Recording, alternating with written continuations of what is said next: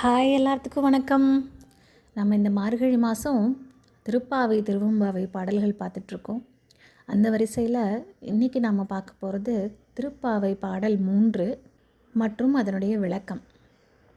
முதல்ல பாடல்: ஓங்கி உலகளந்த உத்தமன் பேர்பாடி நாங்கள் நம் பாவைக்கு சாற்று நீர் ஆடினால் தீங்கின்றி நாடெல்லாம் திங்கள் மும்மாரி பெய்து ஓங்கு பெரும் சென்னல் ஊடு வயலுகள பொங்குவளை போதில் பொறிவண்டு கண்படுப்ப தேங்காதே புக்கிருந்து சீர்த்த முளை பற்றி வாங்க குடம் நிறைக்கும் வள்ளல் பெரும்பசுக்கள் நீங்காத செல்வம் நிறைந்தேலோர் எம்பாவாய்.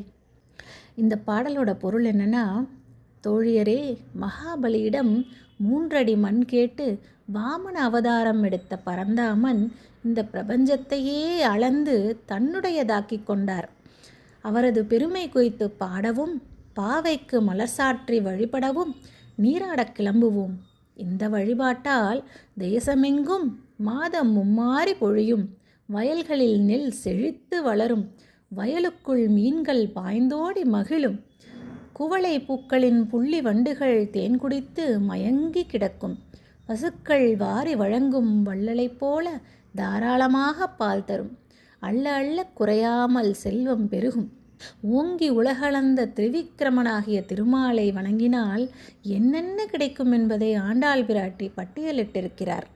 இங்கே தனது தேசப்பற்றையும் வெளியிட்டிருக்கிறார். தங்கள் ஊர் மட்டுமின்றி தேசமே செழிக்க மார்கழி நோன்பு வகை செய்யும் என்று கருத்து தெரிவித்திருக்கிறார். நாமும் உலக நன்மைக்காக திருமாலிடம் மன்றாடுவோமே.